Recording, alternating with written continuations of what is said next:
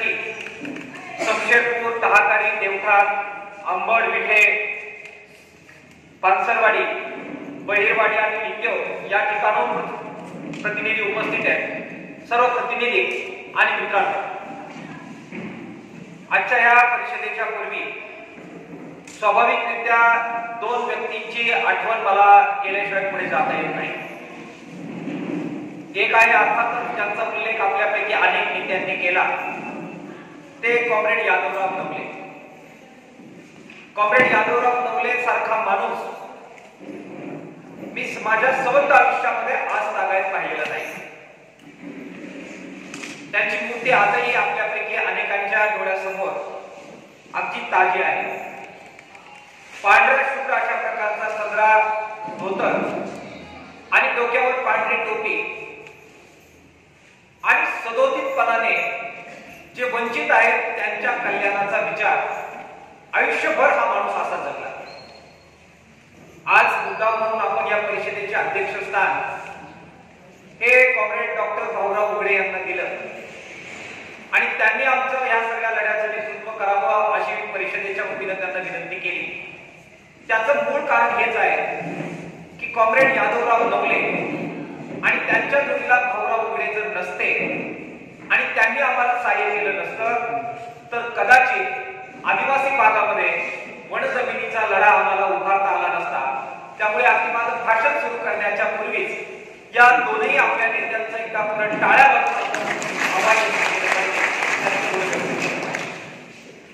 या पट्ट्यात जेव्हा जेव्हा येतो तेव्हा दामू भाकरेंना विसरून मला पुढे जाता येत नाही. त्यांच्या मिसेस इथे आलेले आहेत. दामू भाकरे आपल्या किसान सभेचे तालुक्याचे नेते होते. सैन्यामध्ये नोकरी केलेला असा सैनिक रिटायर झाल्यानंतर गावी आला आणि आपल्या आजूबाजूच्या परिसरामध्ये वन जमिनी नावे कराव्यात यासाठीच्या लढ्यामध्ये आईने भाग घेतला. आयुष्यभर लालबावट्याशी प्रामाणिक राहिला. आयुष्यभर गोरगरिबाचं काम करत राहिला आणि ज्या राणासाठी तो लढत होता तिथेच दुर्दैवानं सर्पदंश होऊन मागच्या कोविडच्या काळानंतर त्यांची प्राणज्योत मालवली. अत्यंत कमिटेड अशा कार्यकर्त्यांचं स्मरण केल्याशिवाय मला पुढे जाता येत नाही. डॉक्टर भाऊराव उघडेंनी देवाच्या वाडीच्या रस्त्याचा प्रश्न समोर उपस्थित केला. मी त्या लढ्याचा साक्षीदार राहिलेलो आहे. खूप वेळ आम्ही त्याच्यावर संघर्ष केला. आपले एकनाथ मेंगार या गावचे सरपंच त्यांच्या नेतृत्वाखाली हा लढा आपण सुरू केलेला होता. त्या लढ्यामध्ये असाच बिनीचा एक सैनिक मागच्या आठवड्यामध्ये त्याची प्राणज्योत मालवतो. कैलासवासी उमाजी वाडीभाऊ मेंगार. मी जेव्हा जेव्हा त्या वाडीमध्ये यायचो त्यावेळी उमाजीभाऊ हजर राहायचे. पक्ष कोणता, पार्टी कोणती, झेंडा कोणता बाजूला ठेवायचे आणि गरिबांसाठी तुम्ही करतायत तर मी तुमच्या बरोबर आहे एवढे एकच शब्द बोलून कोर्टाच्या केसेस पर्यंत त्यांनी सगळ्यांनी भागीदारी केली आहे. दामू भाकरेंचं स्मरण करत असताना, त्यांना श्रद्धांजली व्यक्त करत असताना उमाजी वाडीभाऊ मेंगार यांना सुद्धा आजची ही परिषद श्रद्धांजली व्यक्त करते, त्यांच्याबद्दल ऋण व्यक्त करते. मी सुद्धा व्यक्तिशः त्यांच्याबद्दल अत्यंत हृदयाने ऋण व्यक्त करतो आहे. मित्रांनो, ही जी काही 7-8 नावं मी आपल्याला सांगितली यांचं म्हणणं काय आहे? ही जी मंचावर आपले मान्यवर बसलेली आहेत यांचं म्हणणं काय आहे आणि ह्या परिषदेचं सुद्धा म्हणणं काय आहे याच्याबद्दल आपल्याला आज चर्चा करायची आहे. कॉम्रेड भाऊराव उघडे हा आदिवासी समाजामध्ये अत्यंत विचारशील अशा प्रकारचा कार्यकर्ता आहे. ते जे सातत्यानं मांडतायत ते समजून घेण्यासाठी एक वैचारिक बुद्धिमत्ता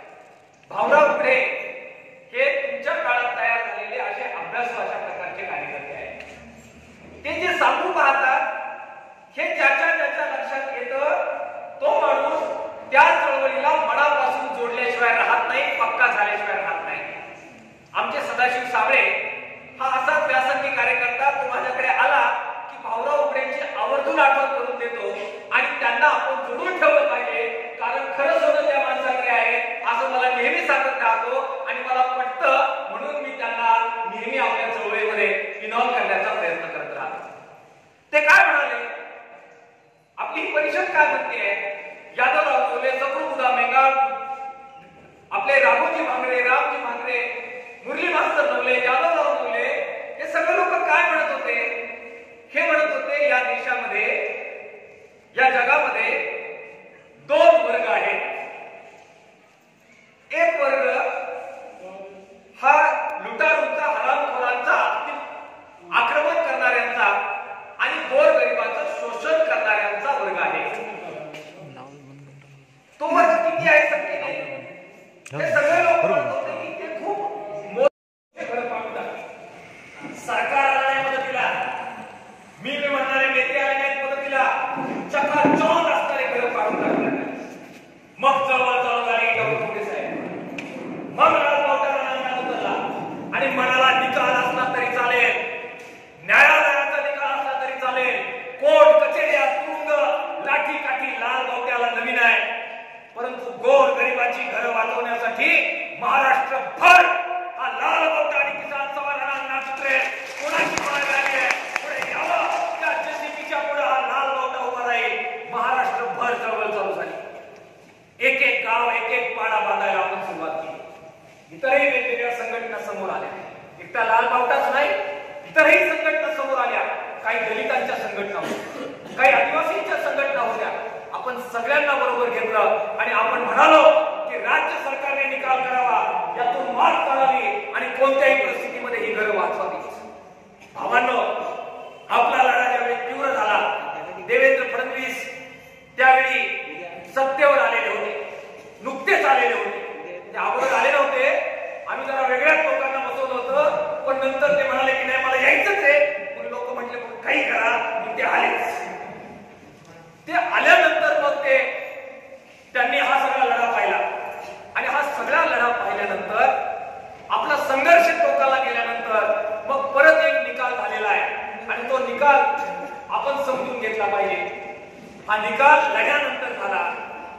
1/12/2022 ला एक परिपत्रक त्यानुसार काढण्यात आलं आणि त्याच्यात त्यांनी म्हणालं की 16/11/2022 ला एक टिप्पणी आपल्या लढ्यानंतर तयार झाली, लढा केला म्हणून तयार झाली आणि 20 ऑक्टोबर 2022 ला मंत्रिमंडळाने निर्णय घेतला. मंत्रिमंडळाने सांगितलं की पुढच्या 31 डिसेंबर 2022 पर्यंत, नीट ऐकायचं, कान देऊन मंत्रिमंडळाचा निर्णय आहे. मंत्रिमंडळाने 20 ऑक्टोबर 2022 ला निर्णय दिला की 31 डिसेंबर 2022 पर्यंत ज्या ज्या ठिकाणी लोकांनी गावठाणामध्ये अतिक्रमण करून घर बांधलेली आहे, ग्रामपंचायतीच्या जागेत अतिक्रमण करून घर बांधलेली आहे, महापालिकेच्या जागेत अतिक्रमण करून घर बांधलेली आहे, वनांमध्ये अतिक्रमण करून घर बांधलेली आहेत, या सगळ्या सरकारी जागांवरची अतिक्रमण ही 31 डिसेंबर 2022च्या आत नावावर झाली पाहिजे, अशा प्रकारचा निर्णय आहे. आता मी सांगितलं की आपल्या तोट्याचं असलं की लगेच अंमलबजावणी होते, पण आपल्या फायद्याचं असलं की मग लाल बावट्याला जाग आल्याशिवाय आणि तो लढल्याशिवाय त्याच्याकडे कोणाला वेळ द्यायला, लक्ष द्यायला वेळ नसतो. आज तारीख किती आहे डॉक्टर साहेब? आता काही दिवसानंतर किती तारीख येईल? सगळेजण ज्यावेळी झूम नाचेल त्यावेळेस किती तारीख येईल? 31 डिसेंबर 2000 किती येईल? किती येईल? 23. आणि सरकारचा निर्णय काय आहे? कधीपर्यंत अतिक्रमण नियमावली करायची आहे? 31 डिसेंबर 2022. एक वर्ष होऊन गेलं झालं, परंतु लाल बावटा सोडून एखादा सरकारचा अधिकारी तुमच्या दारात ही अतिक्रमण नियमावली करायचा निर्णय झालाय म्हणून सांगायला आलाय का हो? नाही. एखादा तलाठी सांगायला आलाय का हो? नाही. सरपंच तुम्ही निवडून दिले, पोपट शेठ आणि सचिन शेट्टी जरा मदत केली, म्हणून जरा लाल पावट्यावाला झाला, पण इतर कोणता सरपंच सांगायला आला का हो? नाही मित्रांनो, आपला लढा हा हवेतला लढा नाहीये, साधा लढा आहे डॉक्टर साहेब. निर्णय झालेला आहे मंत्रिमंडळामध्ये. आम्ही एवढंच म्हणतोय की आता काहीच करू नका. मंत्रिमंडळात जो निर्णय लाल पावट्यानं करून घेतलेला आहे त्याची अंमलबजावणी करा आणि ही घरं, तळाची घरं, तळाच्या जमिनी या आमच्या नावावर करा. हा साधा लढा आहे. हा दुसरा ठराव आज आपल्याला करायचा आहे. सरकारने सांगितलं त्याची अंमलबजावणी करा आणि ठराव करायचा आहे की तळाच्या जमिनी आमच्या नावावर करा. मंजूर असेल तर एका टाळ्या वाजवून स्वागत आपण. शिकलेली लोक सरपंच करता कामा नये. फार डेंजरस असतात आणि त्यातल्या ती लाल पावट्याची असतील तर जास्त डेंजरस. हा तुम्ही एक लाल पावट्याचा सरपंच शिकलेला इथे केला, नामदेव एकनाथ मेघा. पोपट शेठ आणि सचिन शेठ ज्यावेळेस मी आलो ते म्हणाले पोरगा चांगला आहे, ग्रॅज्युएट आहे, तुम्ही जरा बघा कसं करायचं, आमची साथ आहे, परंतु जर झाला तर चांगला होईल. आणि आम्हाला एक खात्री होती, वाचणारा माणूस असला की तो डेंजरस असतो. तो डॉक्टरच्या पण पुढे जातो. त्यांनी तो सगळा शासनादेश वाचून काढला. तो म्हटला डॉक्टर काहीतरी गडबड होते. म्हटलं काय होते? ते म्हटलं डॉक्टर तुम्ही नुसतं गावठाण गावठाण गावठाण म्हणता, पण आमच्या शमशेरपूरल्या जमिनी या गावठाणातल्या किंवा सरकारातल्या किंवा ग्रामपंचायतीतल्या आहे का हे जरा तपासून पाहिलं पाहिजे. मी भाषणामध्ये गायरान म्हणायचो. तो म्हटलं आमच्याकडे गायरान दिसत काय? मी उतारा काढलाय. मग कोणत्या जमिनी आहे त्यांनी शोध लावून काढला. इथले सगळे उतारे काढले आणि मग शासन आदेशाची प्रत पण त्यांनी वाचून काढली. शिकलेले माणसं का दिले पाहिजेत? हे वाचणारे अभ्यासू माणसं का दिले पाहिजेत? कारण ते प्रश्नाच्या मुळाशी जातात. मित्रांनो, मी आपल्याला हा आकडा सांगून माझ्या भाषणाच्या समारोपाकडे येणार आहे की काही लोक असं पसरवतात, पोपट शेठ, सचिन शेठ, काही लोक असं पसरवतात की ह्या गायरानाच्या जमिनी येणार त्या याच्यामध्ये येत नाही. काय म्हणतात गावठाणाच्या येत नाही, काय म्हणतात ग्रामपंचायतीच्या येत नाही. शासन आदेशाची प्रत माझ्याकडे आहे, तुमच्या सरपंचाकडे आहे. तुमच्या सगळ्यांना मी परत व्हॉट्सअपवर पाठवतो. डॉक्टर उघडे साहेब, तुम्हाला आता नवीन चळवळ सुरू करावी लागणार. तुम्हाला रिटायर काय आम्ही होऊ देणार नाही. जंगल जमिनीची केली, नामदेवराव यांना परत घेऊन आपल्याला गावागावात फिटावं लागणार. ह्या ज्या काही सगळ्या जमिनी आहेत, या सगळ्या जमिनींचा उल्लेख शासनादेशात केलेला आहे. आणि दोन फाटे पाडले, एक गायरानाचे आणि दुसरे गावठाणाचे. गावठाणाच्या जमिनी ज्या आहेत, काय सांगितलंय सरपंच साहेबच्या शासनादेशामध्ये, गावठाणाच्या मधल्या आणि गावठाणाच्या बाहेरच्या सुद्धा याच्यामध्ये आलेल्या आहेत. आणि 9 सप्टेंबर 2019 ला जो शासनादेश आला, त्या 9 सप्टेंबर 2019च्या शासनादेशामध्ये गावठाणा बाहेरच्या जमिनी सुद्धा नावावर करून देणारा निकाल झालेला आहे. ही बाब सगळ्यांनी समजून घ्यायची. शिकलेला सरपंच का द्यायचा? तुम्हाला हे सांगायचं की डॉक्टर आमचं गावठाण गावात आहे, पण आमचे आदिवासी कुठे राहतात? सगळे गावठाणाच्या बाहेर राहत आहेत. तुम्ही चळवळ करता, आम्ही मोर्चाला येतो बरोबर, पण आमचं काही त्याच्यात असेल तर मोर्चाला बोलवा, नसेल तर कशाला हात द्या. शासन आदेशामध्ये म्हटलंय सरपंच साहेब, 9 सप्टेंबर 2019च्या शासन आदेशाचा उल्लेख आपल्या 16/11/2022च्या टिप्पणीमध्ये आणि 20 ऑक्टोबर 2000च्या मंत्रिमंडळाच्या बैठकीमध्ये केलेला आहे. महाराष्ट्रामध्ये आकडा ऐकला तर लक्षात येईल. महाराष्ट्रामध्ये डॉक्टर साहेब आदेशात म्हटलंय 1,42,551 अतिक्रमण ही गावठाणाच्या बाहेरची आहे, ती सुद्धा नियमनातूल केली पाहिजे असा मंत्रिमंडळाचा आदेश आहे. आणि त्याची प्रत भावांना आपल्याकडे आहे. त्याच्यामुळे तिसरा ठराव केला पाहिजे. गावठाणाचं तर घेणारच, पण गावठाणाच्या बाहेर सुद्धा ज्या जमिनी ज्याच्यावर आम्ही राहतो त्या सुद्धा आपल्या नावावर करण्याचा निर्णय झालेला आहे. त्यामुळे त्या सुद्धा घेणार असा तिसरा ठराव आजच्या परिषदेमध्ये झाला पाहिजे. मंजूर असेल तर त्या टाळ्याला आपण स्वागत करतो. मित्रांनो, याच्यासाठी बरीचशी लढाई आपण जिंकली, पण भाऊराव उघडे यांना घेऊन मी, नामदेव बांगरे, तिकडे राजाराम गंभीरे, पोपसंडी, कुमशेत, सातेवाडी सगळीकडे जायचो. त्यावेळी माझ्याकडे सुरुवातीला राजदूत गाडी होती, नंतर यामा गाडी होती. आम्ही टेबल सीट बसायचो आणि तिघांच्या वजनाने त्या गाडीचं काही झालं तरी पण वाटेल तेवढा डोंगरवर चढून जायचो. एकदा तर खोपसंडीचा डोंगर, साहेब पोपटराणे साहेब त्यावेळी जायला नसता नव्हता, असा वाकडा तिकडा. हे म्हटले चला जाऊ. एकदा तर खोपसंडीचा डोंगर चढायला लागलं तिघजण. गाडी एवढी तापली, यादवराव म्हटले अरे आवाज जरा बदललाय बस. मी म्हटलं नाही काही नाही. डॉक्टर उघडे म्हणतात आता दूर पण निघायला लागला, आता तरी बरं. अक्षरशः गाडीच्या सायलेन्सर ऐवजी पुढच्या भागातून दूर आला एवढी गाडी करत आली होती भावाला. एक गाव ठेवलं नाही आम्ही फिरायचं, एक गाव फिरायचं ठेवलेलं नाही. या सगळ्या आदिवासी भागामध्ये डॉक्टर साहेब हा प्रश्न आहे. हा फक्त संशयपूरचा टाळागाडीचा प्रश्न नाहीये. आजच्या परिषदेच्या वतीनं आपल्याला आव्हान मला करायचे, या सगळ्या नेत्यांना आव्हान करायचे. अगदी खडकीला सुद्धा प्रश्न आहे, सातेवाडीला सुद्धा प्रश्न आहे. सगळ्यांना मला आव्हान करायचंय की चौथा ठराव आज आपण करूया की हे जे काही वाढून आलेलं आहे ते गोरगरिबाच्या ताटापर्यंत सरकार घेऊन जाणार नाही, ते आपल्याला घेऊन जावं लागेल. इतर कोणी जाणार नाही. इतरांना तेवढा वेळ नाही. चमकोगिरीचा जमाना, एक फ्लेक्स लावायचा, एक बाईट द्यायची की आता होतो. एक मुळात जाऊन काम करायला आपल्याशिवाय दुसरा पर्याय नाही. आणि म्हणून पोपट शेठ असतील, सचिन शेठ असतील, असे अनेक मित्र आपले आहेत त्यांना आपल्याला मदत करायची. डॉक्टर साहेब तुम्ही जरा आमचं संचालक जोडीला घ्या.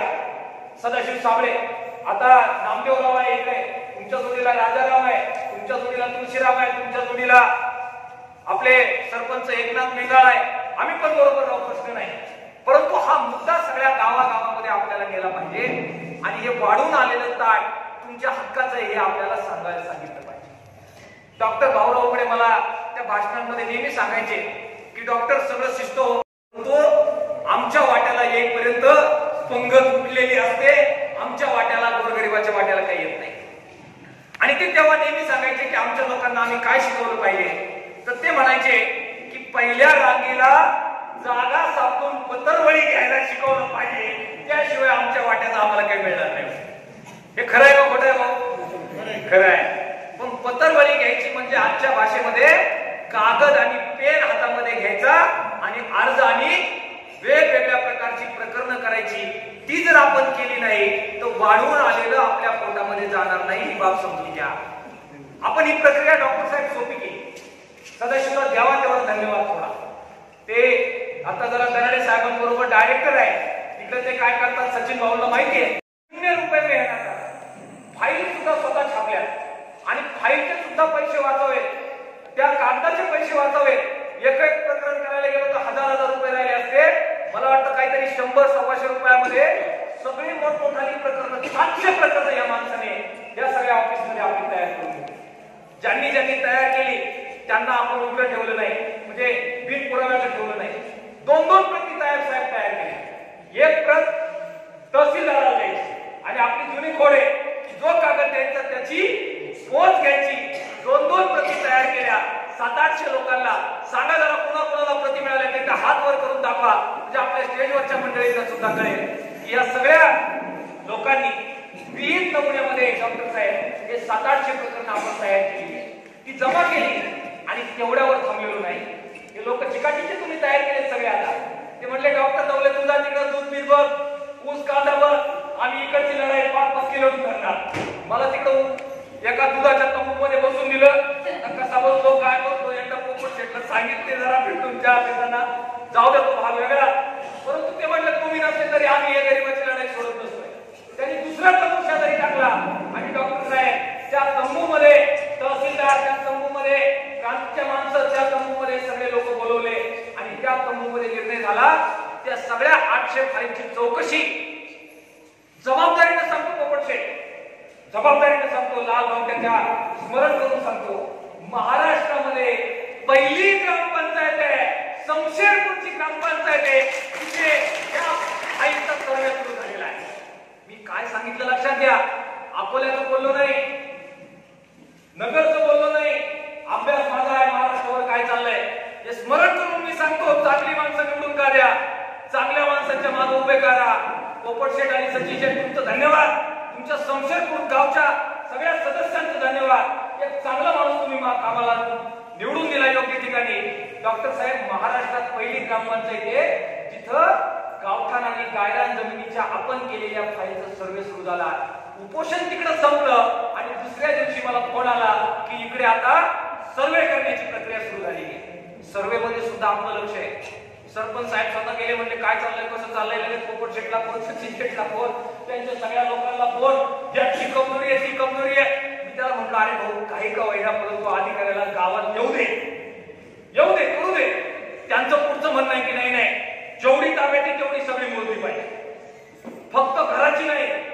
घराच्या शेजारी काय आहे आपलं अंगण आहे, अंगणाच्या बाजूला काय आपलं सगळं आवार आहे, त्या आवारात सहित मोजली पाहिजे. आता त्याच्यासाठी त्याचा लढा सुरू झालेला आहे. मी आपल्या सगळ्यांना विनंती करतो की ज्या फायली केल्या त्याचा सर्वे होणार, त्यांच्या गचुंड्यावर बसून देऊन आपण करणार. परंतु काही अनेक लोक असे आहेत की त्यांनी अजूनही फायली केलेल्या नाहीत. त्यांचे गुरु जरा वेगळे असतात. ते गुरु काय सांगतात त्यांना काय त्याचे नाही लागतात, त्यांचे त्याने काय होते, त्यांना त्यांचं घर स्वतः अजून बांधता आले नाही, त्यांचे त्याने काय होणार आहे. ते लागले दुसऱ्याला घर द्यायला. बापाच्या 7-12वर 3 एकर जमीन होती, एवढे दिवस प्रॅक्टिस केली, अजून 3 एकर जमीन अजून स्वतःची घेता आली नाही. तो लागला सगळ्यांना जमिनी वाटायला, त्याच्या काल नाही लागत. आणि तो सदाशिव बॅग आटतो फिरतो त्याच्या काल नाही लागत. ज्यांचे गुरु वेगळे त्यांनी अजून प्रकरण केलेले नाही.